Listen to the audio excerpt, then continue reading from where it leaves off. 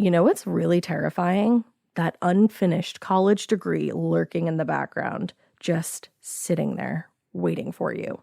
That's where Southern New Hampshire University comes in. With flexible online degree programs, there's no commuting, no rigid schedule, and no more excuses. Plus, they have some of the lowest online tuition rates in the U.S. Visit snhu.edu/morbid to learn more before your degree becomes just another story about what could have been. These long dog days of summer, I mean, we just made it through a heat wave. Mama was parched through this heat wave. I was hitting up Dunkin' every single day, and I will continue to, probably for the rest of my days, but especially this summer. Dunkin' is helping everyone stay cool this summer with its lineup of refreshers. These drinks are packed with bold, fruity flavors and served ice cold. It's amazing. Dunkin' refreshers are the perfect afternoon pick-me-up. I like to start my morning with them personally, and then sometimes I go back for a second one because I'm just feeling crazy. They come in a variety of delicious flavors, including fan favorites mango pineapple and strawberry dragon fruit. And then for a limited time, there's black cherry and there's pink pineapple. I'm going to tell you something right now, and it's a bold claim, let me tell you, but I stand behind it. Pink pineapple will change your life. It is so good. It has me feeling like I'm sitting in a pool, resort side, just living, honey. It's so yummy. Try your favorite flavor with green tea, sparkling water, lemonade, or Dunkin's all-new limeade. I haven't tried the limeade yet, but I'm going to. Usually I get my drinks made with green tea and occasionally lemonade, but I do really like the green tea. Or if you don't want to build your own, try one of Dunkin's curated refreshers like the Cherry Lime Ricky or the Ultimate Pink Daydream. The Cherry Lime Ricky, scrumptious. I could drink like 3 of these a day. They're so freaking yummy. Head to Dunkin' today and find your favorite refresher. Dunkin' refreshers contain less than 1% fruit juice. Limited time offer. Every good detective needs a partner to support them on important cases. Think of a State Farm agent like your sidekick, there to help you along the way in your search for coverage. State Farm can help you choose the coverage you need, whether it's for your home, car, boat, or even RV. With so many options, it's nice knowing you have help finding what fits for you so you can get back to solving all of life's bigger cases. Go to statefarm.com or use the award-winning app to connect with a local agent and get a quote. Like a good neighbor, State Farm is there. Hey, weirdos. I'm Elena. I'm Ash. And this is Morbid.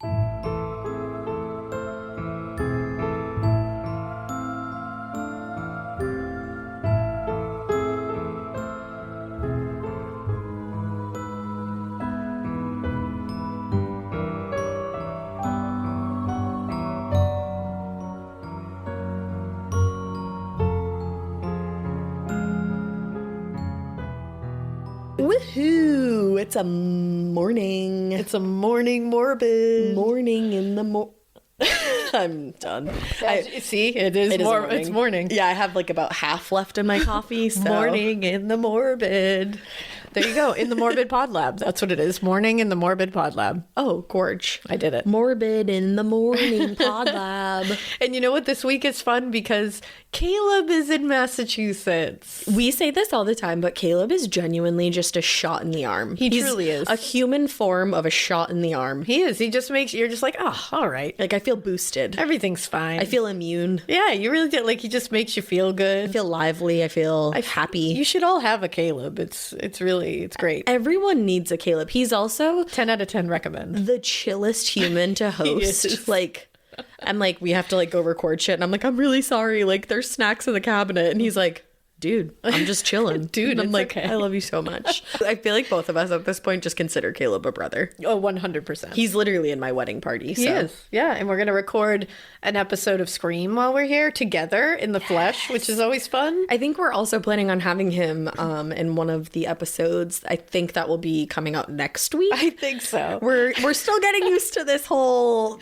being scheduled thing. Yeah. And you know what? Like, good. We're glad. It's a very good thing. It's just we're trying to figure it out. We want to make sure that we are on that schedule, like to the T. Yeah, we just want to be on our bullshit. We just want to be on our bullshit, you know, like it's time. And we hope that you guys are liking the extra episode. I know it's been like a minute and a half, but like it's going to keep going. But we're excited because we've been able to kind of like really mess around with that third episode every week. Like, we've been able to kind of like go into things that we didn't know if we had time to put into the week before. You know, like when we had the 2 episodes, we were like, okay, well, it's either 2 true crime cases or like maybe we'll throw in a listener tale every now and then. We were trying to be like really rigid about it. But now it's like we can kind of we can reach out into different things with this other one. And it's been a lot of fun, and it's a lot of fun to research and a lot of fun to record. So like, we're excited. We're excited, and we're working on some really cool shit that I think you guys are going to like. Also, I just wanted to point out, I don't know if we've said anything on air yet, but our new website that oh yeah, the merch website. Yeah, sorry, I don't know why I just stopped talking again. She just stopped. She the coffee. She's not kicked in. But no, so our new Wondery shop is up. We have a ton of cool shit. We have like t-shirts, there's coasters, there's drinkware. We got you some sweatpants, and we're already working on more stuff to come. Like I've seen a lot of people asking if like this is it. Is this just the Morbid merch? It's not. No. It's not. And it's like stuff that you have requested. Yes. We have written, like, trust me, you requesting something, we've written it down in a little document every time we see it. It is in a Google Doc. We have a long list of things that we have seen people ask for, especially if it's like a lot of people we see asking for the same thing. Mm-hmm. Like people are asking for like pop sockets and like backpacks, stuff like that. So we've written that down. But just to point out the URL to the shop if you'd like to go, that's important. That'd be good. It's wonderyshop.com/collections/morbid. And you go in there, man. It's really cool. And I think something that's really fun about this merch line is that it's really expressive. Is that a word? Yeah, it is. Cool.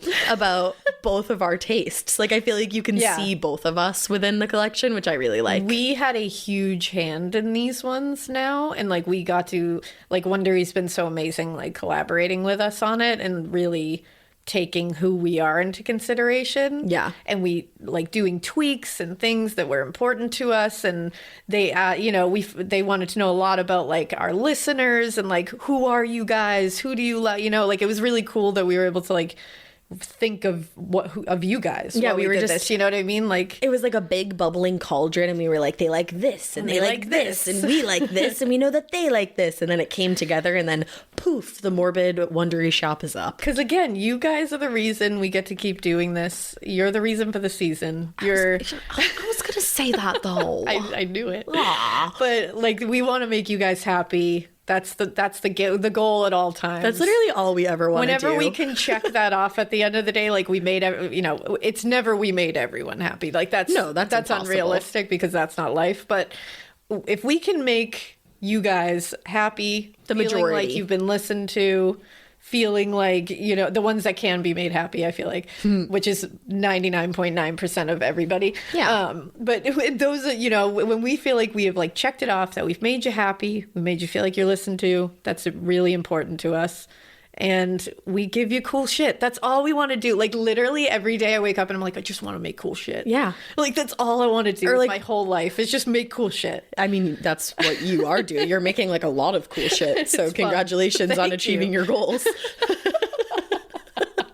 That's how I feel though. Like whenever I put my episodes together, I'm like, I really hope they like this one, man. Yeah. Like, it's just like you want, like, it's very much like we just want to make you happy. So hopefully this is a really great thing and you guys like the merch shop. It seems like you guys are digging it. So that's been like really cool. And remember, there's more to come. And there's more to come. And there's more content coming. And we have some things.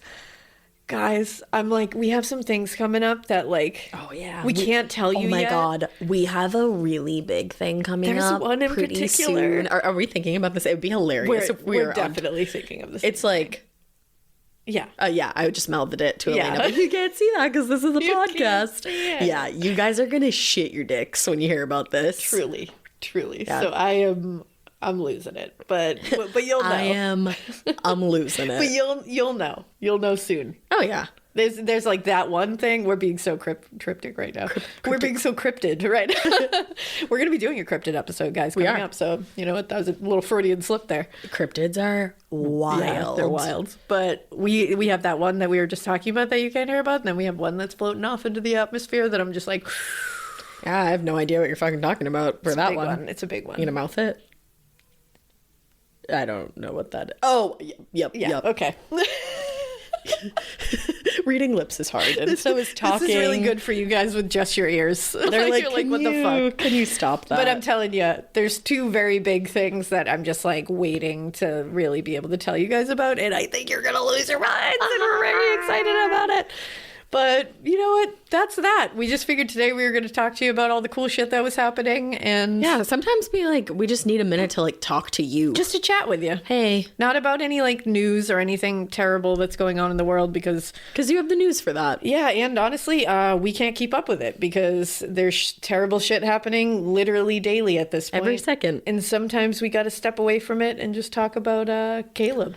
You know? Okay, but I know that we're 7 minutes in, but like you remember who we were as people in the beginning, and bringing it back. Can you quickly touch upon that TikTok that you showed me with the mummies?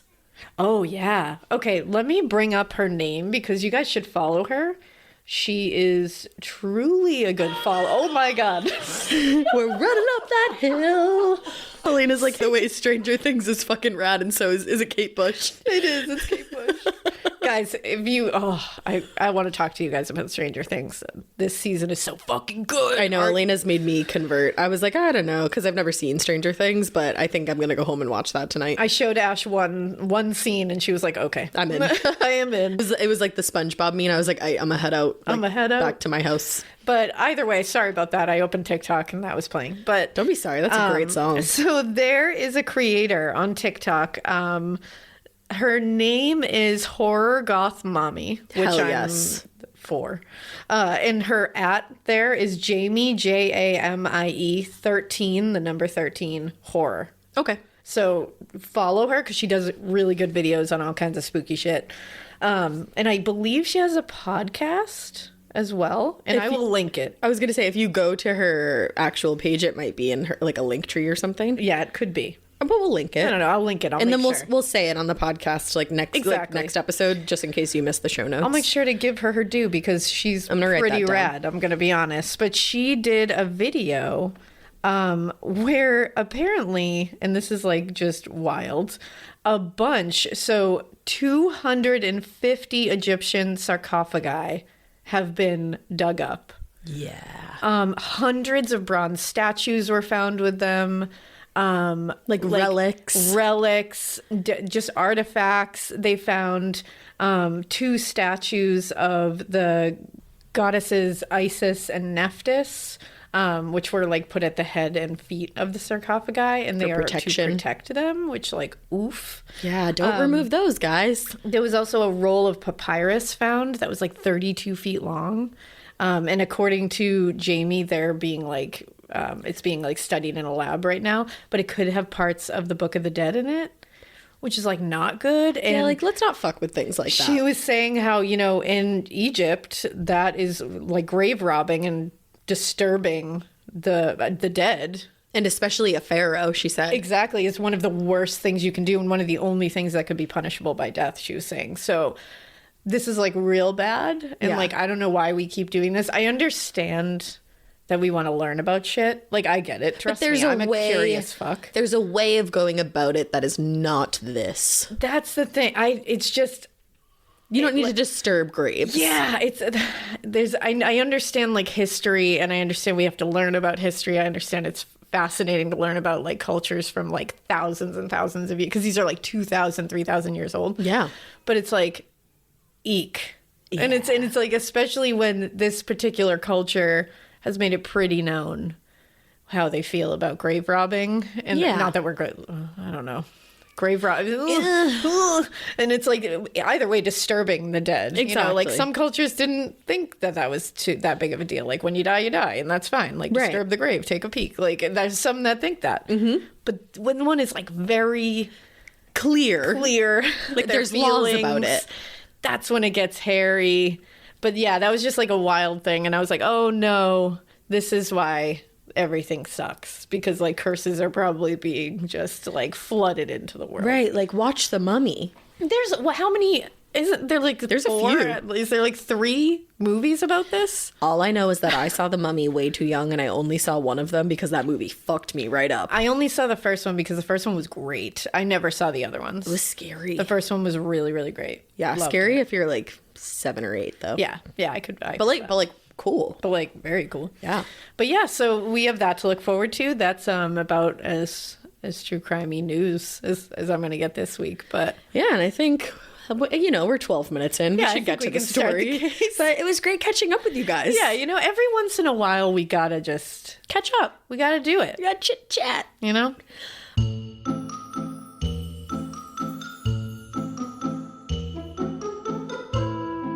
Listen, I know there's 24 hours in a day, but where do they go?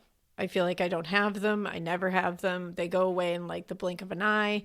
And I definitely have trouble finding time to work out and just try to eat healthy and stay healthy, all that good stuff. But you know what has helped me? You know what is invaluable in this journey? My Peloton. I found Bradley Rose and I never looked back. I'm telling you, get on there, find Bradley Rose. He's British, he's lovely, and he'll have you on that bike every single day. Just listen to him talk. He just tells you stories and stuff. He's great. But I'm telling you, I love my Peloton. I've told you this a million times.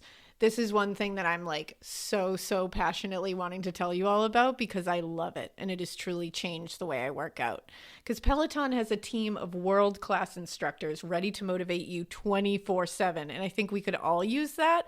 I need motivation to work out. If you don't tell me to work out, I'm not going to do it. And I know it's super important. But the Peloton instructors are highly trained fitness pros who motivate you through every single workout. Whether you're a regular at the gym, which is not me, or someone who is kind of new or getting back into working out, which is like both me. I'm like new at cycling, but I'm getting back into like the whole workout thing because I used to work out like a little bit.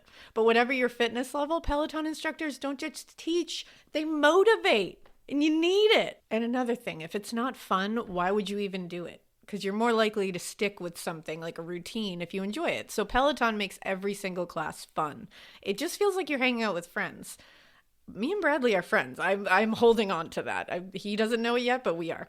Nothing gets you moving like the perfect song, too. And every Peloton class is set to the best playlist. That's my favorite part, is searching out a good playlist to listen to, and they kill it. You're in the mood for a ride full of club bangers? Ash? Of course you are. I love club bangers. You are. Everybody in the club getting tips. An EDM run? Yeah. Yeah. Grizz, what's up? A yoga flow class with soul music? If I want to chill. Whatever you're into. You'll find the perfect soundtrack for your workout on Peloton. I found a Bowie class. It changed my life, guys. So right now is the perfect time to try out Peloton. The Peloton Bike Plus is now $500 less. It's best price yet, everybody, including free delivery and setup. And there are more game-changing prices available on the original Peloton Bike and Peloton Tread. Visit onepeloton.com to learn more. All right, so with that, we are going to be talking about the case of Fatty Arbuckle. Yeah, we are. And Virginia Rappe. I do want to give a little warning about this episode. It is going to be talking about possible rape. Okay. And it gets pretty intense. So if that's not something that you're comfortable listening to, I completely understand. And we'll see you for a spooky episode later on. The day after tomorrow. Exactly.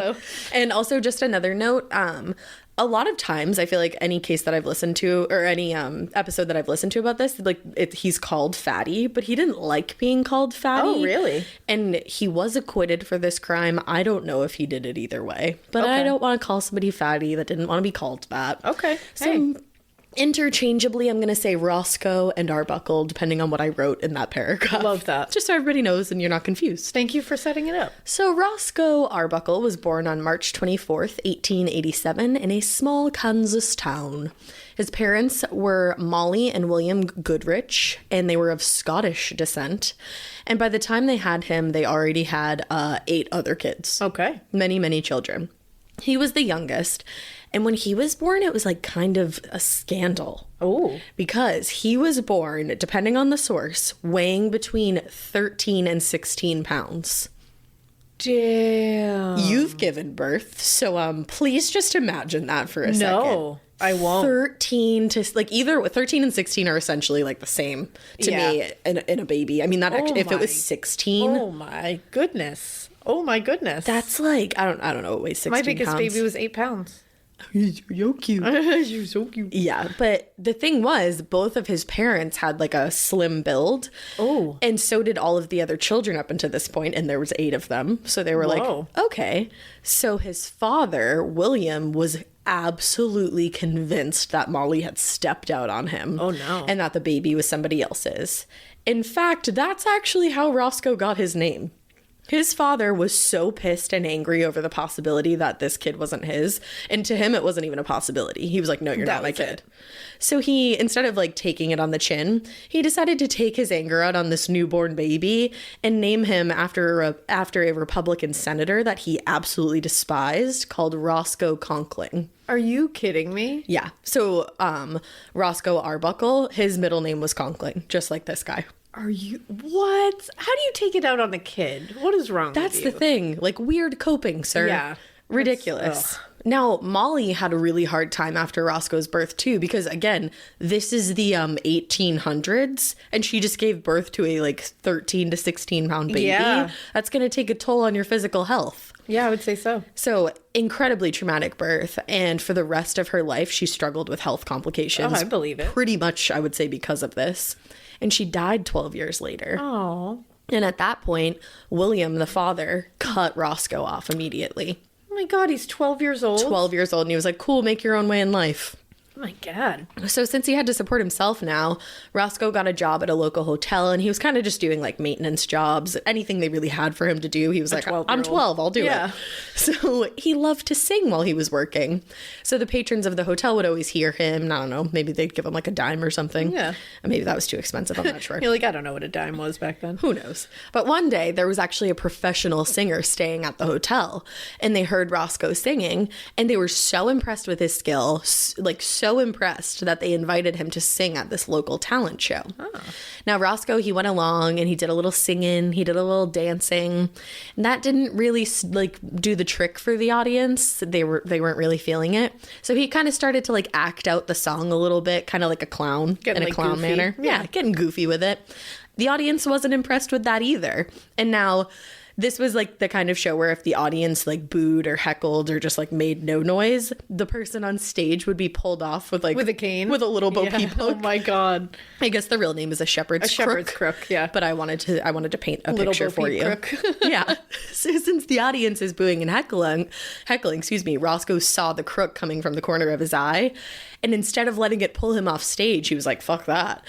He, I don't know why, but decided to do a somersault off the stage, lands in the orchestra pit, and the crowd goes fucking wild. Who doesn't love, like, physical comedy? They do. And apparently that was, like, his thing. He was, like, because he was a bigger dude. He was of, like, very big stature.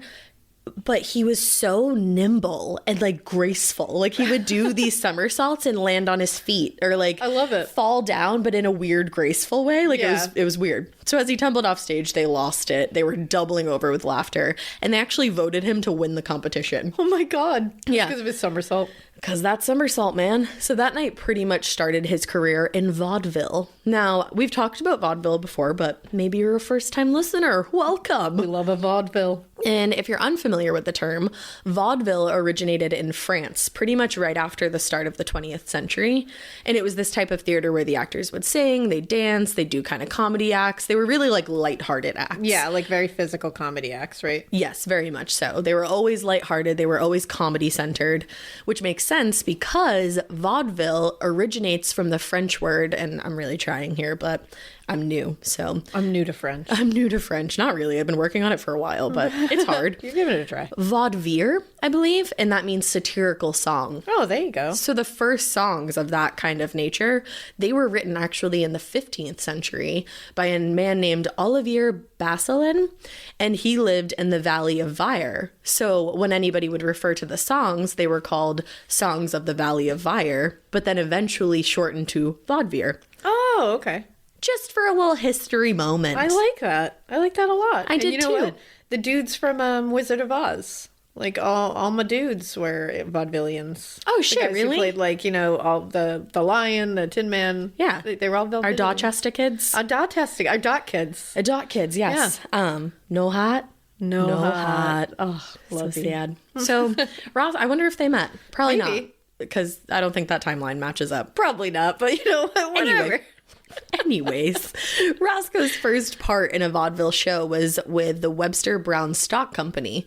And from then until about 1913, when he turned 26, he was doing all kinds of stage acting. He would do acrobatics, he'd act as a clown, of course he would sing for the audience. But his really first good paying job came when he was 17 years old. And he was hired by a man named Sid Grauman to sing at the Unique Theater in San Jose, California. And for this, he would get about $18 a week. Today, that would be like $580 a week. And I can promise you that I wasn't making that at 17 years old. Definitely not. So I'd say that's a pretty good gig. Yeah. Now, the last time that he appeared on stage, though, was 1913 in Japan. In that part, he played the role of Mikado, or the Emperor of Japan. Okay. Now, after that, he goes back to Hollywood. He gets a job at Mack Sennett's Keystone Film Studio, and then that was a huge upgrade because now he was making about $40 a week. Damn. Which today would be like making $1,200 a week. Damn. Pretty nice. Yeah. Now, strangely enough, for the first 3.5 years there, he didn't get any leading roles or features. He would just kind of be in the background, as an uncredited actor, and he would always play the role of a policeman. I think they just were like, you make that look about him. You make a great cop. But so the thing was, it was that was kind of a weird point in his career because he wasn't the leading man, but it would kind of allow him to meet some of the biggest names in Hollywood at the time. I don't know if you've heard of Charlie Chaplin. No, never heard of him. No. Well, Arbuckle did. Oh, well, that's good. He met Charlie. At least someone did. He met Charlie on set. He met Charlie. And he also met Mabel Normand and Ford Sterling. And I guess his films with Mabel always did the best. She was God, so. It's Mabel, They were just some fan faves. Now, not only was Arbuckle a good actor on camera, he also was pretty good behind the camera. And throughout his career, he would work with big name directors a lot. And he actually worked with this guy named Henry Lerman a lot, to the point where he only did 2 movies where Henry wasn't the director. Wow. He really loved him. So Henry started teaching Roscoe all about what went into making a movie. And over time, Roscoe started learning more and more about getting involved in the behind the scenes kind of stuff. And then the films that he was appearing in, he was also doing director stuff as well. So he was in both parts. Look at him. And in 1914, he started directing his own movies. Get it. And like I said in the beginning, one thing that he absolutely hated was the nickname that he was given by Hollywood. They always called him Fatty, constantly. And that was the name listed whenever he got a film credit. It was Fatty Arbuckle. Oh, that must suck. Which is shitty. If you don't like that, Right. But anywhere else, if somebody yelled after him on set and they were like, Fatty, he wouldn't turn around and answer. Wow. It was Roscoe or nothing.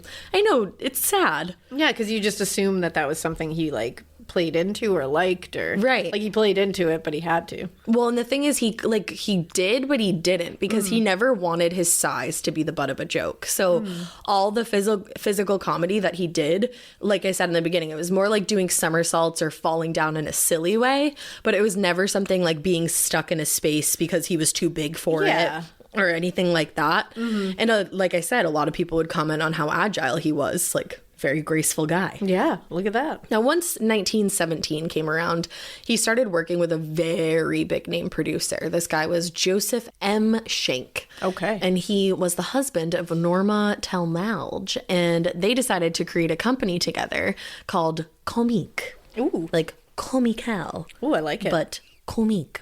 Now, the company not only made him richer than he'd ever been, but also allowed him to be involved in every single one of his roles from start to finish, the entire film.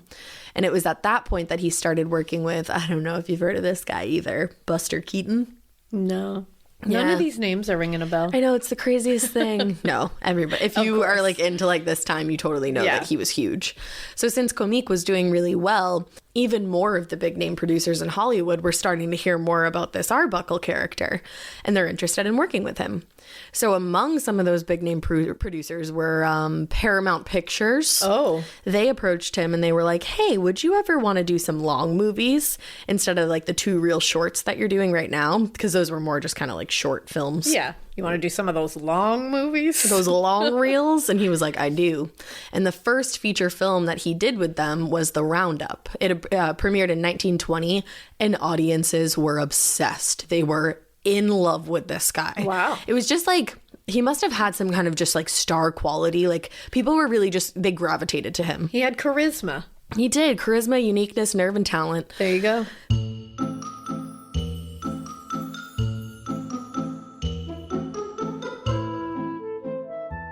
When you're running a small business, every single second counts. You literally can't afford to waste a single moment. So why are you still taking the time out of your day to go to the post office when you could be using Stamps.com instead? Stamps.com makes mailing and shipping easy, quick, and cost-effective. It saves you time, money, and stress. And now, for more than 20 years, Stamps.com has been indispensable for over 1 million businesses. Stamps.com gives you access to all of the post office and UPS shipping services you need right from your computer. And get discounts you can't find anywhere else, like up to 30% off USPS rates and 86% off UPS. We love Stamps.com over here, and we really think that you're going to love it because they work seamlessly with Shopify, Amazon, Etsy, eBay, and more. You're up and running within minutes, printing official postage for any letter, any package, anywhere you want to send. So whether you're an office sending invoices, an Etsy shop sending your products, or a warehouse shipping out orders, Stamps.com is your mailing and shipping solution. Stop wasting time and start saving money when you use Stamps.com to mail and ship. Sign up with promo code MORBID for a special offer that includes a 4-week trial, plus free postage and a digital scale. No long-term commitments or contracts. Just go to Stamps.com, click the microphone at the top of the page, and enter code MORBID. So Paramount's opening offer for this contract that he signed with them was $1,000 a day. Whoa. At that time.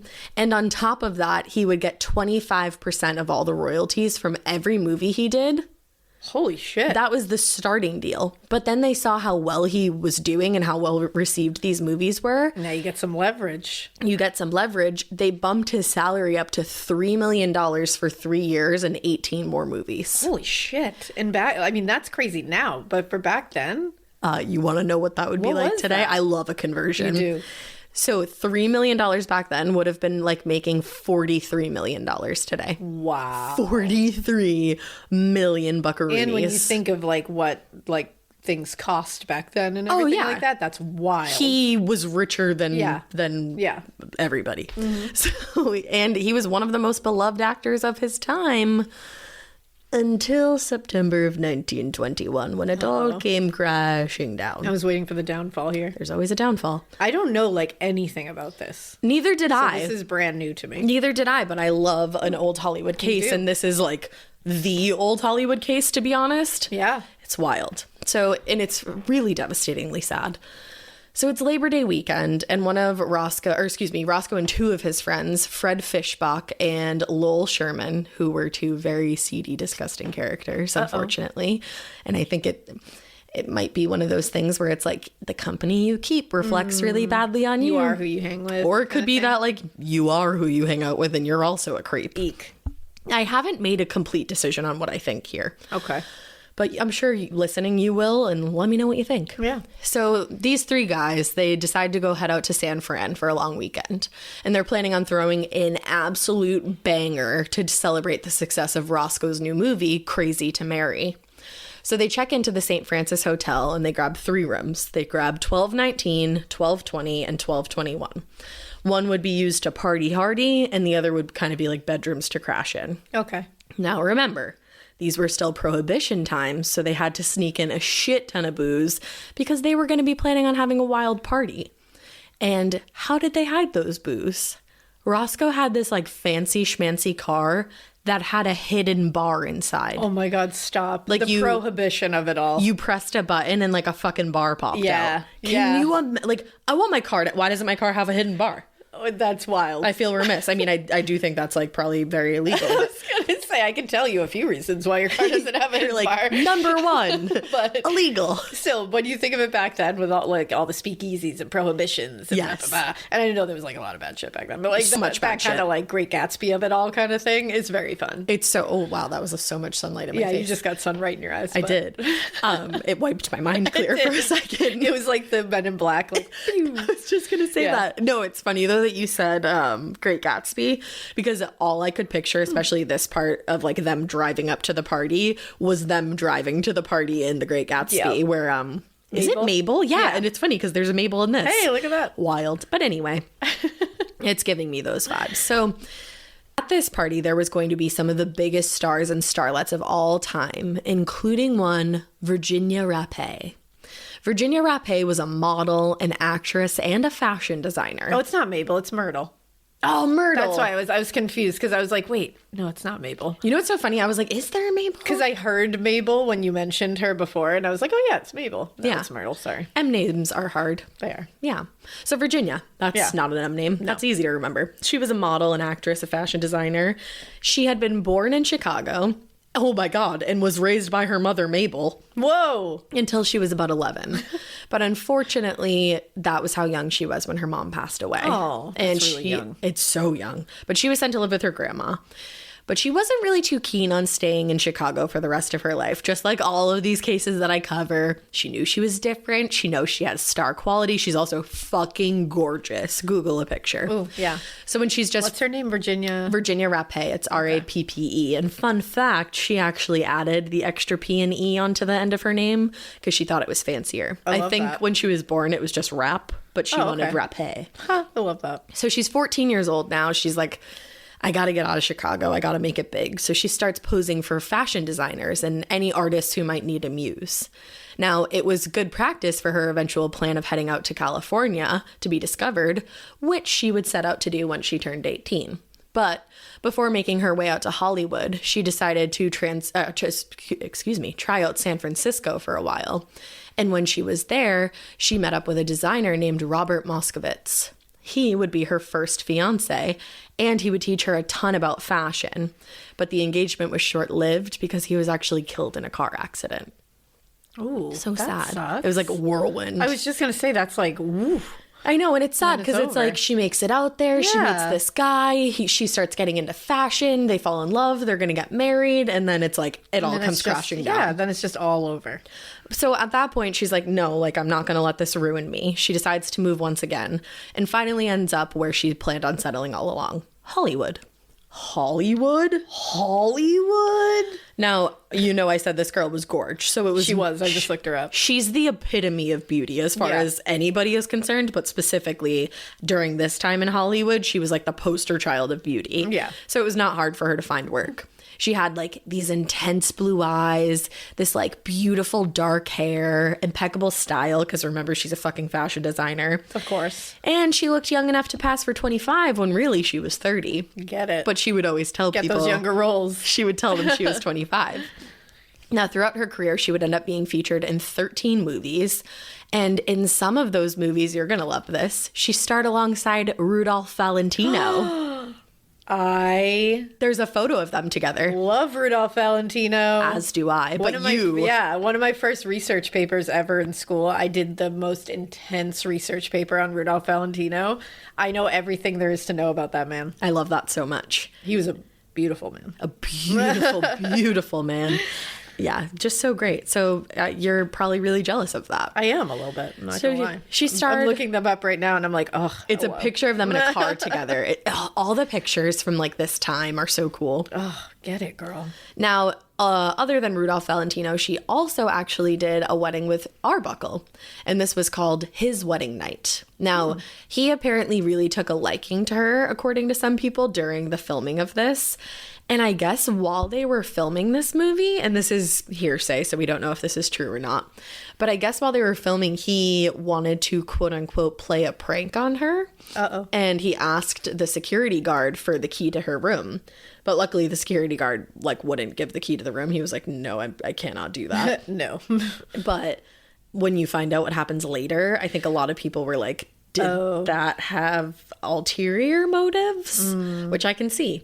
Now, Before we get there, we need to know that Virginia became known as the best dressed girl in pictures. And she was also known as entrepreneurial, idealistic, and outspoken, like for women's rights. So she was a bad bitch. I was just going to say, so a bad bitch is what you're saying. She was the first person to speak up about any causes close to her heart. And they were 9 out of 10 times women's rights causes. Good for her. A bad bee.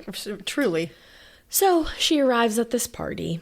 And I'm going to tell you right here, this is where things start to get yucky. And again, if you don't want to listen to that, now is the time that I would really advise you to stop listening if that's poor not Virginia.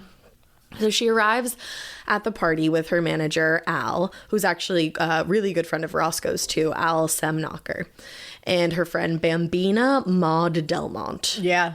Yes, sometimes Bambina Maud Delmont wanted to be called Bambina Maud Delmont, but she also had like other names and shit. She was a shady bitch. Oh man, I mean, I would always want to be called Bambina Maud Delmont. Oh, Delmont, excuse me. She might have been known as Bambina Maud Delmont as well. But I would be like, always refer to me as that. Yeah. Never as just Bambina. Give me the full. Also, I didn't realize this until now, but like 3 names. Just saying. You know what we say about 3 names. You know what we say. And she turns out to be quite truly something. Oh, no. So the trio, they get to the hotel around 10:30 that morning, and by all accounts, they got to partying real quick, which, like, fucking all the power to them. Yeah, you might get caught. It's prohibition time. You got to party when you can. And it's a summer party. Like, let's go. Honestly, if they got caught, it would have been probably fine because they're all rich and powerful. I was going to say, they're all rich and powerful. It doesn't really matter, but whatever. Whatever. So at some point during the party, I guess Virginia started complaining that she couldn't breathe and that she wasn't feeling well. Oh, get her home. Get her home, exactly. Get her home, guys. Thank you. My friend says that. I'm like, all right, let's go home, girl. All right, cool. Let's go. Or, like, we'll get another room here. We'll get a fancy suite for you to sleep in, a comfy bed. Let's do it. I'd be like, you want to go home? Let's go home. I'll take you home. I'll take you home. I'll watch some reality TV with you. Yeah, back in 1920. Yeah. I wonder what that would have been. Absolutely.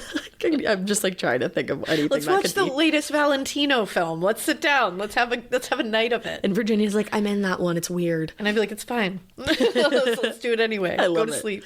So she's saying she can't breathe. She's pulling at her clothing, and she starts kind of like ripping her clothes. It's like she wants to rip them off. Oh, jeez. And from this point forward, there's like 3 different versions of events. There's actually really like 305, but for the sake of the story, I'll say 3. This person's story, that person's story, and the truth.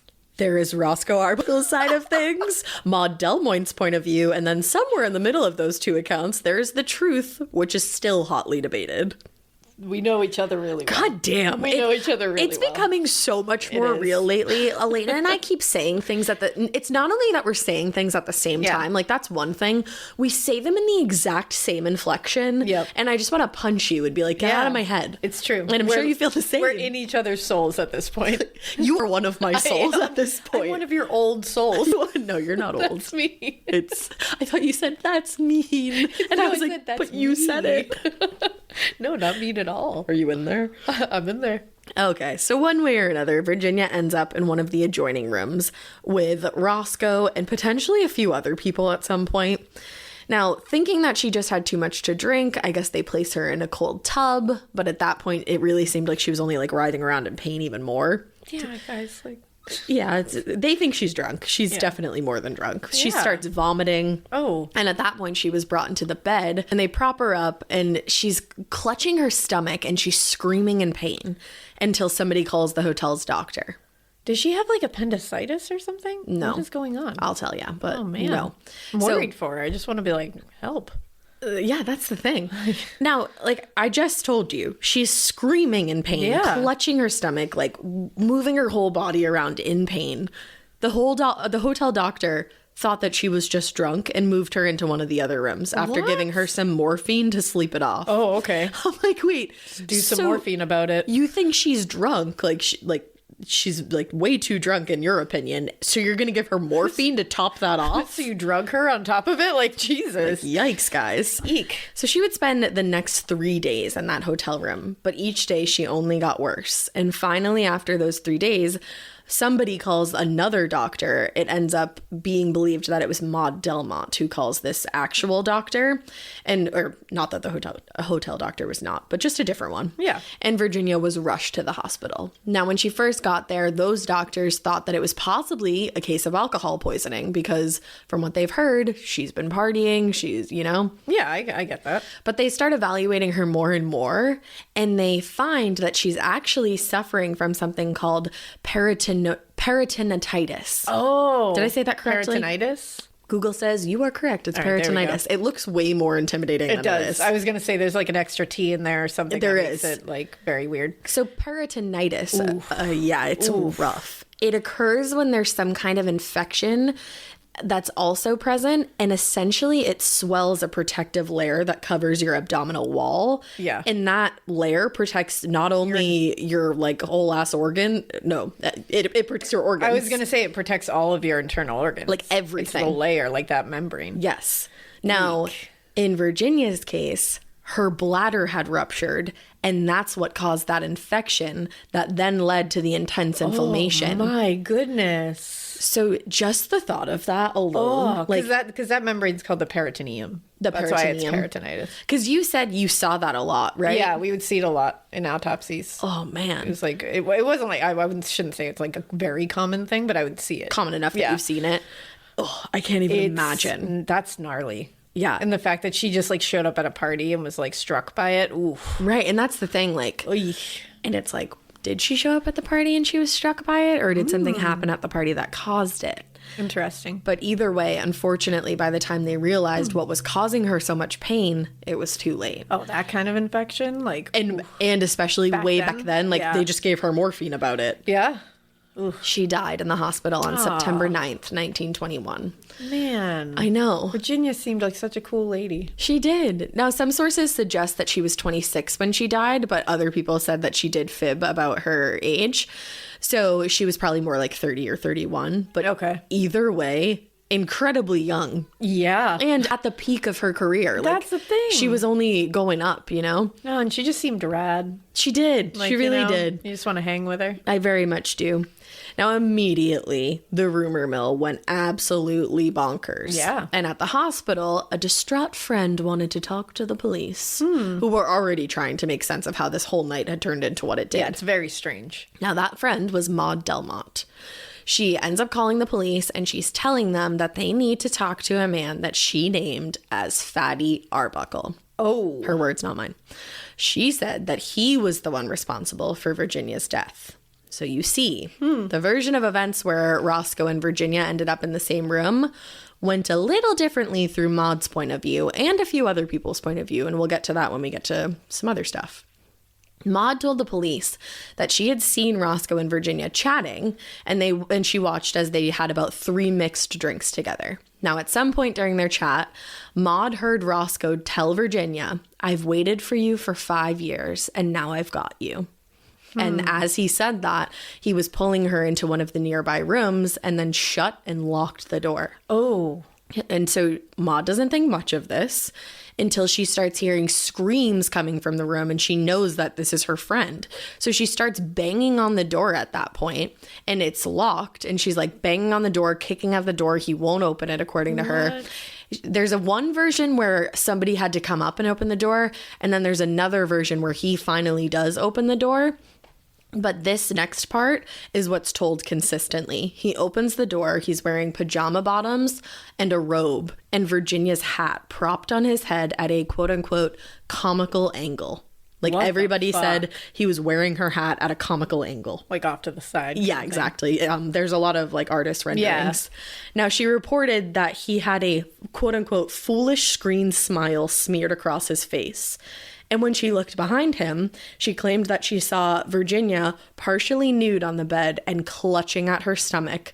And she was calling out to Maud, I'm dying, he did it, Arbuckle did it." What? Now, when asked what exactly Roscoe Arbuckle had done to Virginia, Maud claimed that he had raped her, and that the force of his much bigger body on top of Virginia's smaller frame had ruptured her bladder and eventually killed her. Oh my God. Yeah. I had no idea that this was the case. Holy shit. Yes.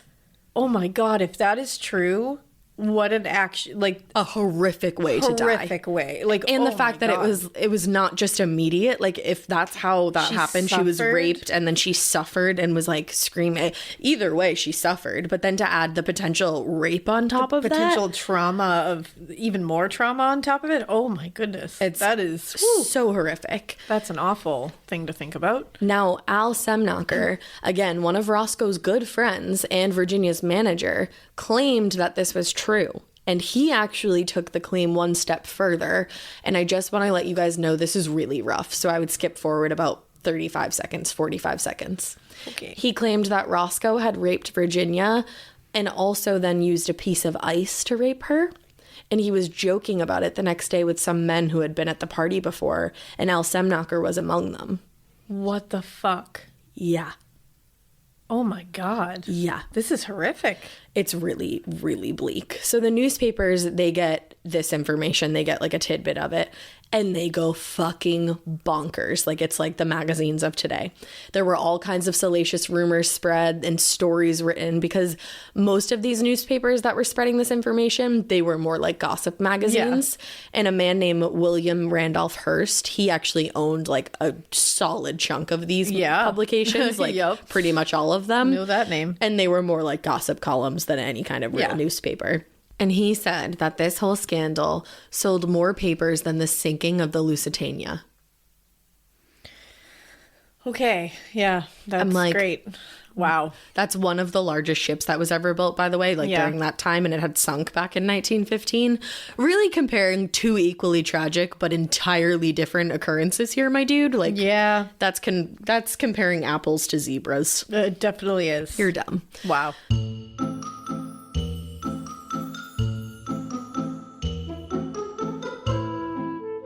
I remember listening to podcasts way back before we even had one, and I would hear all about the magique that was Curology. And you know what? I'm going to be honest with you. Like, I'm nothing if I'm not honest.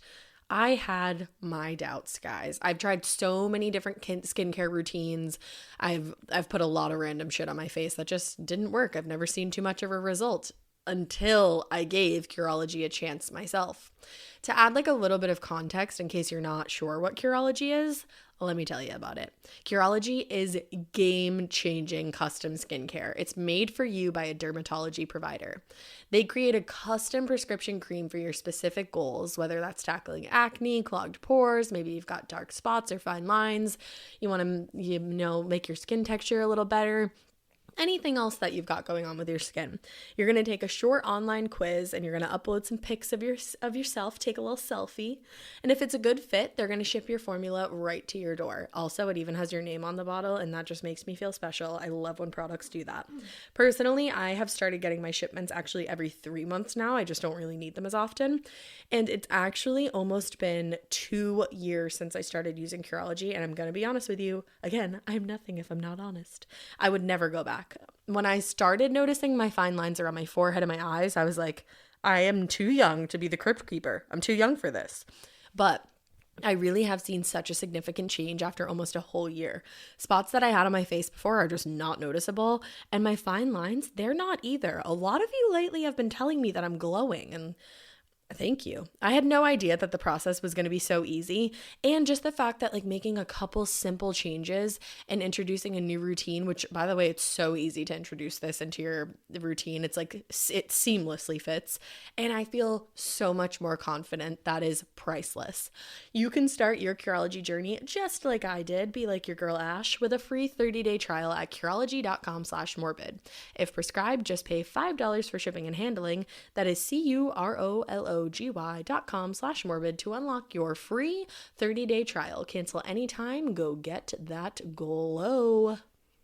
With my schedule and how I'm always go, I really don't have a ton of time to do the things that I really do want to do, like reading. When I was younger, I used to finish a book a night. I've always been an avid reader, but I fell out of it But now I can fall back into it because of Audible. Audible offers an incredible selection of audiobooks across every genre, from bestsellers and new releases to celebrity memoirs, mysteries and thrillers, motivation, wellness, business, anything you like, it's on there. You're going to discover exclusive Audible originals from top celebrities, renowned experts, and new exciting voices in audio. For some reason, I just love listening to like somebody read a book to me, and I don't know like the hiring process or anything how this works, but I always listen and I'm like, that's how I picture this character sounding. So like, you guys do a great job. And as an Audible member, you can choose one title a month to keep from their entire catalog, including the latest bestsellers and new releases. All Audible members get access to a growing selection of audiobooks, Audible originals, and podcasts that are included with membership. You can listen to all you want and more get added every single month. I like exclusively listen to books at this point. I've listened to so many good ones over the time that I've been an Audible member, and I've actually started listening to my podcast there too, because it's like one-stop shop. It's super easy. You just download the app. It's literally right there.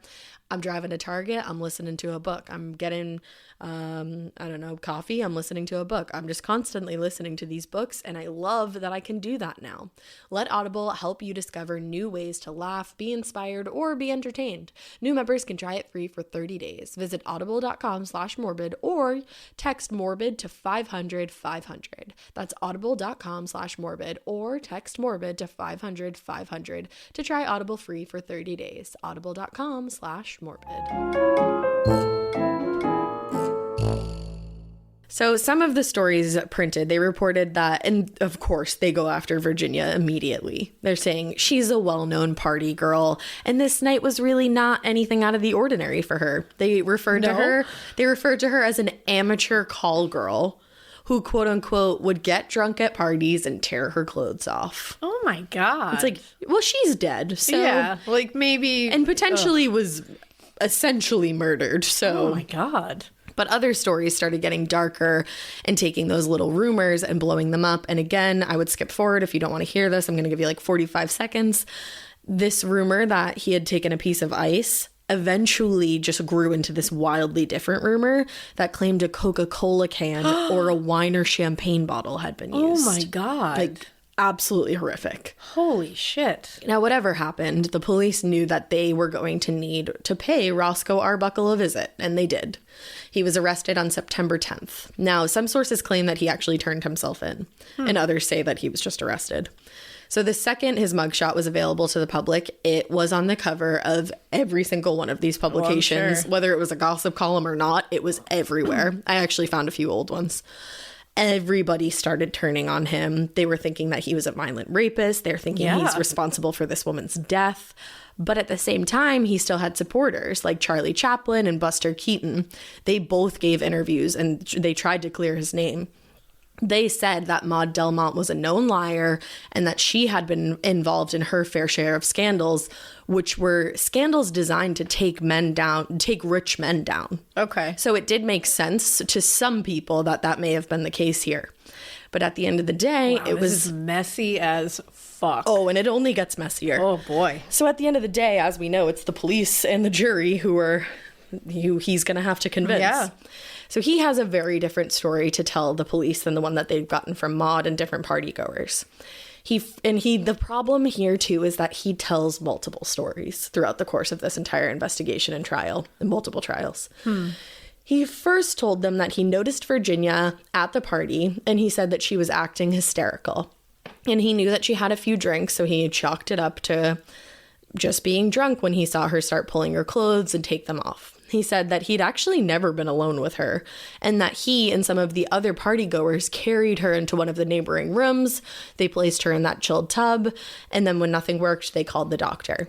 Now, he made it a point to emphasize that he had never been alone in a room with her. But the police were not convinced.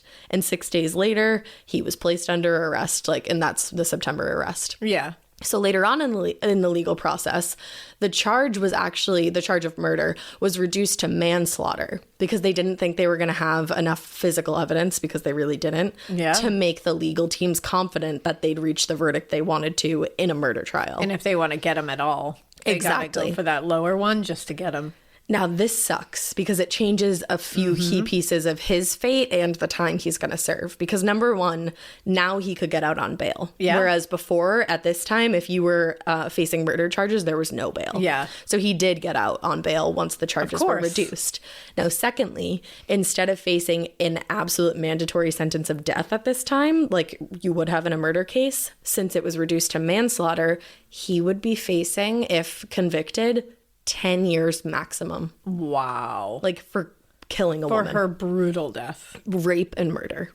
Wow.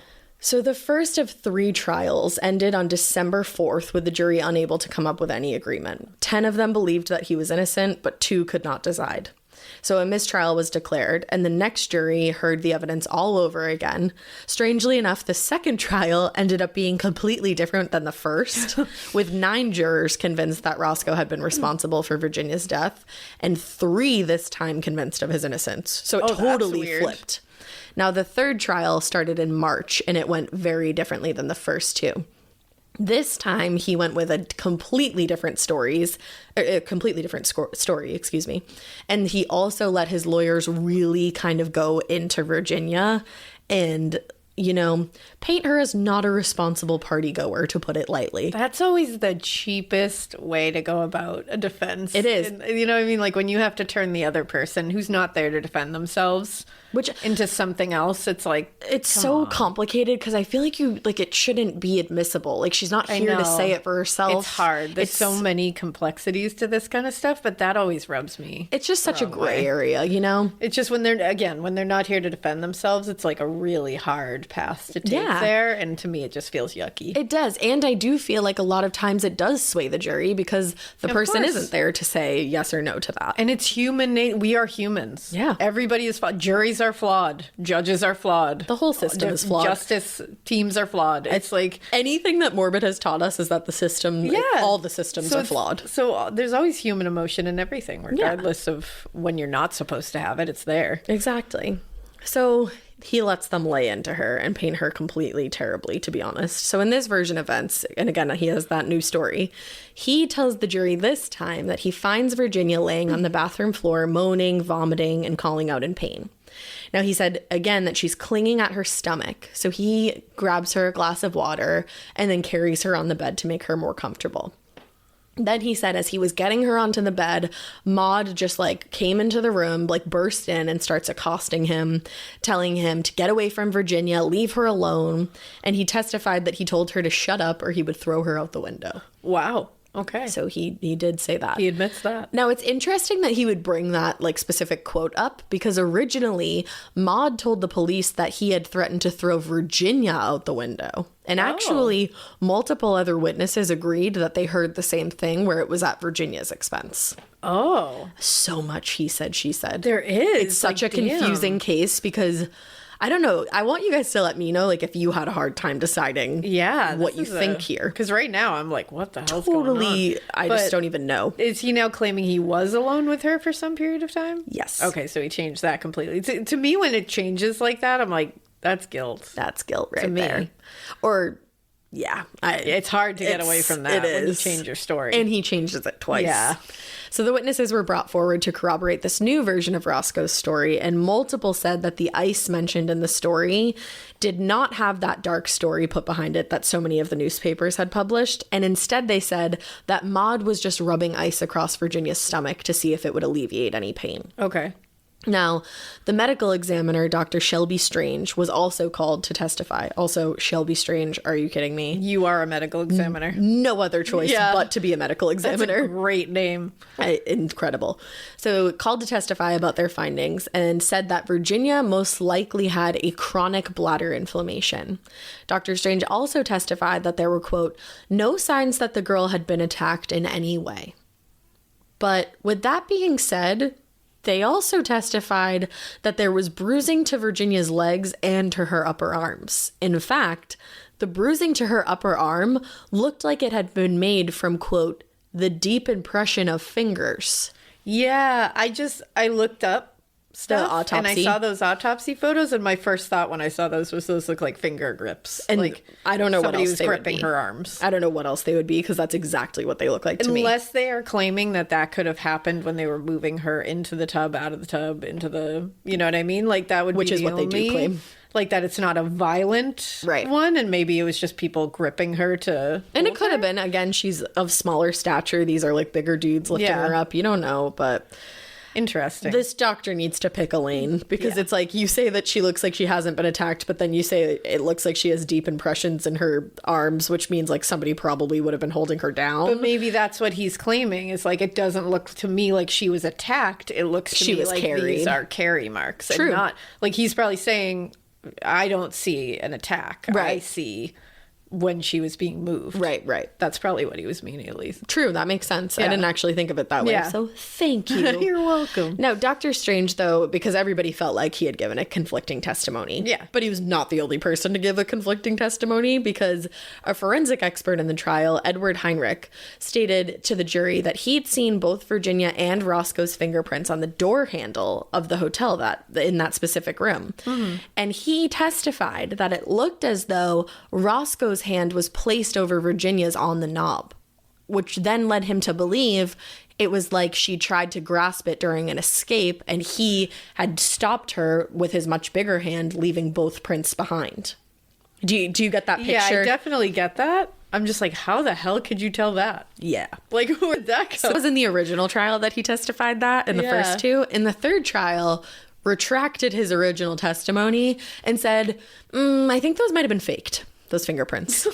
And by the way, a maid testified that she had cleaned that door handle anyway, so there wouldn't have been fingerprints on it. All right. So that might have just been like, he said, she said. Yeah, kind of seems it. Oh, the 1920s. Oh my. Now then, almost every witness who had testified against Roscoe in the first or second trial, saying that Virginia told them he'd hurt her or raped her, they just disappeared off the grid in the third trial. Huh. Nobody could track them down, and the ones who were tracked retracted their original statements. So Then you wonder if there's some like many people thought that they were either intimidated or paid off. That's exactly what I was gonna be like. By the third trial, I'm sure he's rounding up some people to be like, He's getting desperate. take care of people here. Yes, absolutely. But at the same time, it was then discovered that 4 of the prosecution's witnesses had some secrets of their own. One of them, who was supposed to be testifying about Virginia's character, turned out to be a very close friend of Roscoe's. So their testimony about Virginia was voided. Oh my God, what is going on here? Another woman who testified negatively about Virginia, like in her supposed party girl ways, she said that Virginia came to her hotel quite frequently and had a habit of getting drunk and ripping her clothes off. Turns out there was literally no record of Virginia ever being at that hotel. Whatsoever. Now, on the same token, there were witnesses on the prosecution, and I think I actually flipped that. I was going to say, so that was defense. Sorry, witnesses. yes, that was defense. On the same token, there were witnesses that the prosecution used in the first trial and second trial who came out in the third trial and said that they had been forced by the prosecution to give false testimony. This whole thing is fucked. Yeah, that's like really complex. And I'm like, what the fuck? Because everybody just seems to be lying. Knowing the defense witnesses are lying about like her being shitty, that to me is more dire than the prosecution's lying that she's not shitty. Like, it's like, you know what I mean? Like, I feel like if you have to make people lie to like make her bad, that's worse to me. Yeah. But it's all bad. It's all just lying really and bad. But yeah. Like, realistically, all 3 of these trials were absolute shit shows in their own way. This is a circus. And they really did nothing other than smear Virginia Rappe's name right alongside with a man who was literally on trial. Yeah. Like, he's the one on trial. Why are we, like, smearing her name? Yeah, exactly. We're turning her into a villain here. Right. Like, she's not here right now, Yeah. so let's not. Now, the biggest win for the defense was when they uncovered what they probably considered a fucking goldmine of information against someone who had originally been considered their star witness. Oh. The prosecution's star witness, Maud Delmont. I knew it. Of course. Her name's Maud Delmont. Of course you're going to find some shit on her. Some shady shit's going on. Bambina Maud Delmont. Are you kidding me? She apparently had a bit of a secret life that coincided with her alter ego, Madame Black. Uh-oh. Madame Black would go out and find young, attractive women to take to parties that were always being thrown by these, like, annoying-ass rich dudes. Yeah. So they'd go, they enjoyed their party, but then they would later on make claims that they'd been raped at the party, even if they had not been. Now, the goal of the entire operation was to blackmail these men into paying huge sums of money just to make the problem go away. Holy shit. So it's like a scam. Damn. Now, on top of that, she had also been reported for extortion and fraud in the past. Oh, damn. And it was also found out that she was in a bigamous marriage. And when I heard that, I said, a big marriage? What? A big marriage? A big marriage? What's the problem with that? She's got a loving marriage? Yeah. Actually, what that means is that she married one man without divorcing from her last husband. So technically she had 2 husbands, and that was a big no-no back then. Oh, yeah. So both of these discoveries absolutely tore her character apart. And then another point was made to really drive the point home of how far she was willing to go to destroy a man's life. It turns out that she had sent notes to 2 of her friends right before Virginia died, like as she was actively dying.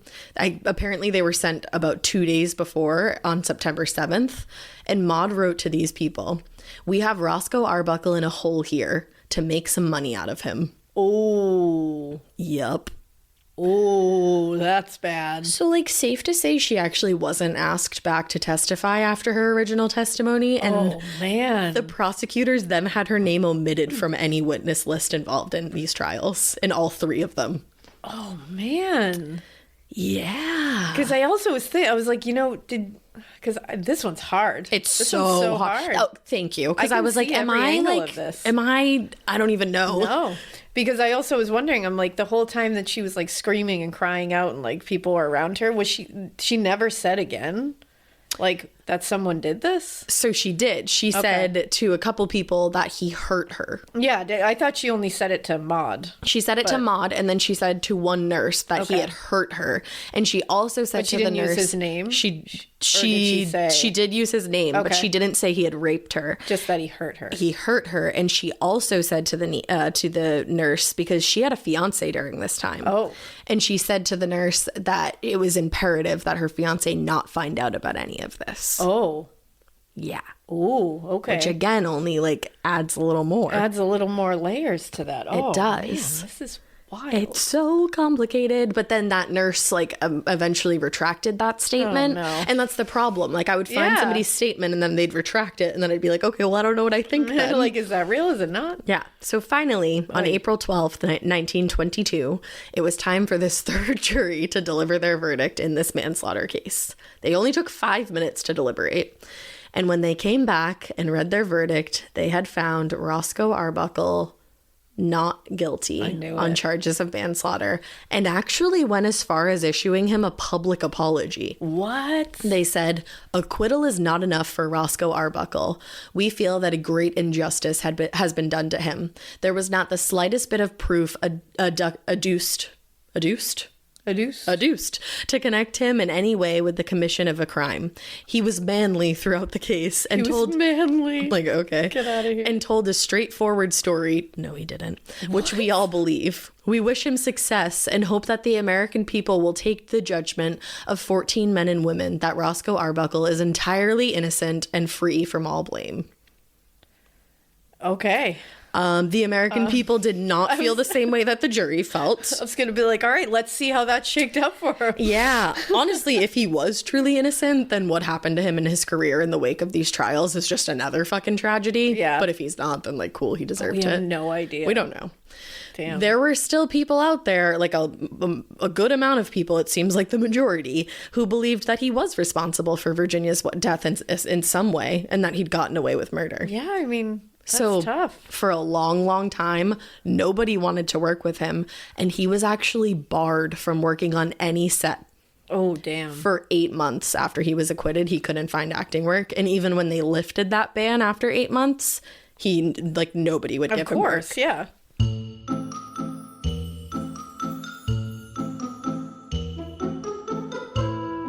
Guys, most of you have probably heard me sing the praises of Prose, the world's most personalized hair care. And if you haven't, welcome. I would love to tell you about the incredible results that I'm seeing since using my customized Prose products. When I started using Prose, I literally don't even want to admit how bad my hair texture was. It felt like there was just a pile of hay on top of my head. And then I took the quiz and I said, hello, Prose. I have damaged hair. I have over bleached hair. I have over processed hair. It's essentially falling out. What can you do for me? And ever since I got my products, my hair has been shinier, stronger. I'm not kidding you. You got to try this stuff, because the thing is, Prose knows that there's more to you than just your hair type. And they've given over 1 million consultations with their in-depth hair quiz, which is exactly how I got started. You know, I told them, hey, it's really damaged. But I also told them things about where I lived, my zip code, you know, because all of that has an effect on your hair, like where you live, the air quality. It could be really crappy. You know, you might not have the best eating habits, or your hair might just be overprocessed, and all of those things Prose is going to take into consideration. And then by analyzing over 85 personal factors, Prose determines a unique blend of ingredients to treat your exact concerns. One of my favorite things about Prose is that they also have a review and refine feature, because if you know me, you know that my hair is changing constantly, and that review and refine feature lets me tweak my formula for like any reason. Maybe I've changed my address. I've definitely changed my hair color or my diet. I actually just became a pescatarian, and I told them that. That's the thing. They're going to change so many different things. Like if you change your address, the air quality might change, and maybe you need a different formula, and they're going to send that right to you. And then as a carbon neutral certified B Corp, Prose is an industry leader in clean and responsible beauty. All their ingredients are sustainably sourced, ethically gathered, and cruelty free. And they are also the first custom beauty brand to go carbon neutral. If you're not 100% positive that Prose is the best hair care you've had, they will take the products back, no questions asked. Prose is the healthy hair regimen with your name all over it. Take your free in-depth hair consultation and get 15% off your first order today. Go to prose.com/morbid. That's prose.com/morbid for your free in-depth hair consultation and 15% off. So since he couldn't get acting work, he started looking again more into directing, because like I said, he liked that too. And he started directing under the name William Goodrich. Now, somebody he had mentored, again, one of these big stars that maybe you've heard of, Buster Keaton. Oh yeah, that guy. We mentioned him before. We did. That's where the name William Goodrich came from. Buster Keaton had suggested, like while Roscoe was still recovering from this blow to his career, that he use a name, Will Be Good. Like Will, the name, B, period, and then Good for the last name. Wow. So he was like, I think it's not a time to joke, and instead I'll do William Goodrich. Just to make it like a real name. Yeah. Yeah. I was like, okay. So yeah, that's how that evolved. Now in 1932, 11 years after Virginia's death, Roscoe finally got an opportunity to be back on the big screen. Samuel Sachs, who was working with Warner Brothers, actually signed Roscoe on to appear in a short film called Hey Pop. Now, it was the first movie that Samuel Sachs had done that he used sound in, and it was a huge hit because people are stoked that they can hear these movies now. You know? Sound. Now, after that, so he's in that. After that, he actually acted in 6 more shorts, and everybody seemed to be responding pretty well to them. It's like, it really is one of those things, and it's so horrific that this happens. But I think it's one of those things where the news just like over the years goes away because other things happen that people become more invested in. And then like Virginia Rappe is forgotten. Yeah. And this guy just gets to, if he did kill her. That's the hard thing. It's like if he did do this, this is that's fucking foul. That like it was just allowed to be moved on. Like this isn't like, you know, he made a mistake. He took somebody's life in a very horrific way. Potentially. Whether he intentionally did it or not, you got to be held responsible for it. And it's like, but if he didn't do it, it's like, exactly. It's so hard. Right. So he starts acting in these shots. People are happy to see him on camera again. And over time, it was kind of like nothing had changed. He was still the quote-unquote fatty Arbuckle that people loved and remembered. So the success of those films that he did, like when he started coming back, actually led Warner Brothers to write up a contract for $1 million, which would be $13 million today. So he signed that real quick, obviously, because he was like, I don't need my career to be in jeopardy again. And he goes out to celebrate with his friends. I said he signed it on June 28th. I don't know if he said he did. But... He goes out and hangs with his friends after that. He apparently told them, this is the best night of my life. And that night, he died in his sleep at just 46 years old of a heart attack. Damn. This is the bleakest story. Holy shit. Of ever. Not of ever, but it's really fucking bleak. But that's really bleak. Yeah. Because what if he didn't do it? Holy shit. He went through so much. And finally got that contract. And then boom. Died. And if he did do it, you're like, whoa, that's some universe shit right there. Okay, that's what. like, that's kind of what I was thinking, because I don't know if you listen to the show, but if you do, then you know that I'm really... If you listen to the show, like if you have for a while, you know that like I'm really into like karma and the universe. And like when I read that he signed this contract, said it, who knows if he really said it's the best night of my life. I feel like that was kind of added in over the years. I'm sure he said it at some point. But then he dies the next day or like that night. That's really karma. That's to truth. Me, that screams like, ooh, big karma vibes. That's rough. That's a karma like dad punching you in the face. A karma dad punching you in the face. Is what that is. I don't know. Damn. You know what I mean? I do. Weirdly enough, yeah. I do get what you mean. That's some real shit. That's really intense. So that is the case of Virginia Rappe and Roscoe Fatty Arbuckle. Damn, I had no idea. Neither did I. I've heard the name. Of course. But like I've heard Fatty Arbuckle. I didn't even know his name was Roscoe. Yeah, but neither did I. Yeah, because I've only heard of him. And I was like, I'm sure his name is not Fatty, but... Yeah, but like, let's see. And then when you find out, like, just, it's so much tragedy throughout this. There is like, just sadness from beginning to end. Yeah. And I had no idea it was just so, like, brutal. It's incredibly brutal. Wow. Thanks for that. You're welcome. So I think we're going to follow this one up with a spooky case, most likely. We'll see. We'll see. Maybe not. Maybe we'll just do a whole other case. Keep going. You can wait and see. And we hope that you keep listening. We hope you keep it weird. But not so weird that you go out with your friends who are a bunch of heathens, and then you, on your way, you're like getting hardy to party, and you have the drinks and the everything, and then you go to the party, and then you lie about what you did at the party, and somebody ended up dead, and like maybe you killed them, maybe you didn't. Don't keep it so weird that you're Maud Delmont scamming man, because you can't be doing that, you know? Oh my god. Bye. But watch The Great Gatsby. It's a good movie. And Stranger Things. I'm excited to start watching that. Yeah. Bye.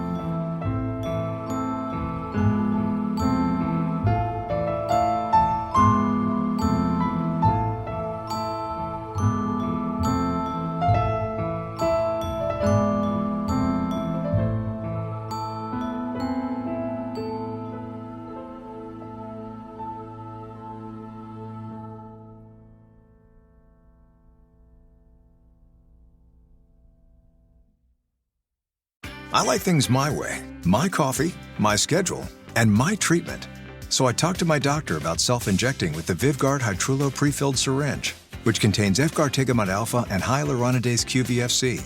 It's injected under your skin, subcutaneously. It means I can inject in my space, on my time. It's my treatment, my way. Visit VyvgartMyWay.com. That's VYVGART myway.com. And talk to your doctor about Vyvgart Hytrulo. Brought to you by Argenix. Stitch Fix. Stop shopping, get styled. A+ on the outfit, Miss Turner. You are about to slay parent-teacher conferences. Oh, these? Just the most perfect fitting jeans my stylist sent me. Oh, hello, you, who didn't set one foot in a mall and still looks amazing. Just share your size, style, and budget, and your stylist sends personalized looks right to your door. Stitch Fix. Get started today at StitchFix.com. To my stylist. This look is dedicated to you. Thank you. Thank you.